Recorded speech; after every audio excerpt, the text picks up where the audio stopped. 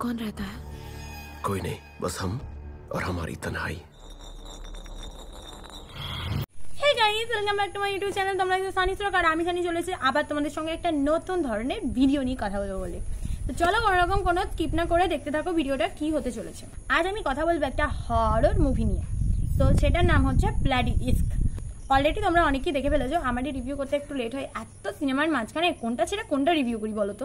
Bloody ইস্ক মুভিটি release করে গেছে অলরেডি। হরর থ্রিলার ড্রামা মুভিটি 2 ঘন্টা 18 মিনিটের মুভি। বিক্রম ভাট ফ্র্যাঞ্চাইজির পরে আরো একটি হরর থ্রিলারের জন্য আবার একসাথে হয়। গল্পটি একটি রক্তাক্ত জগা খিচুড়ি মুভি, আর কিছুই না। মহেশ ভাট এবং সুহারিতা দাস রচিত সাসপেন্স গল্পটিতে একটি ম্যারেড কাপল রমেশ এবং নেহা স্কটল্যান্ডের উপদ্বীপে একটি নির্জন দ্বীপে যান বলে ভুল হবে, ফিরে আসে। তার সাথে সাথে শুরু হয় বিভিন্ন রকম ভয়ানক কাণ্ড কারখানা।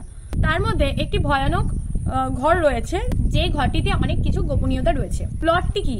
প্লটটি বলতে গেলে একটু জগা কিছুই ভাবি আমাকেও বলতে হবে। অ্যাক্সিডেন্ট হয়, অ্যাক্সিডেন্টের পরে নেহা রোহিণীর মেমোরি লস হয়।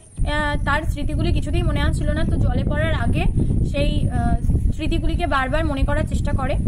যাই হোক, সেই ফিলিংসটাকে ঝেড়ে ফেলতে না পেরে বিশাল যত বড় প্রাসাদটা রয়েছে সেটাকে একটা আত্মার সঙ্গে ভাগাভাগি করে নেয়। তার হাজবেন্ড তাকে শান্ত করার চেষ্টা করে, বাট নেহা কিন্তু তাকে সন্দেহ করে, অর্থাৎ হাজবেন্ডকে। তো যাই হোক, এরপরে কি হতে চলেছে বা এরপর কি হবে এটা জানতে গেলে মুভিটি তোমাদের জানতে হবে, দেখতে হবে, বুঝতে হবে। সত্যি বলতে স্টোরিটি এতটাই কনফিউজ, টুইস্ট আছে ঠিক কথাই, বাট কনফিউশন অনেক বেশি। তবে ক্যারেক্টার বা স্থান বা পরিবেশের সাথে কোনো বাস্তবের কোনো মিল নেই।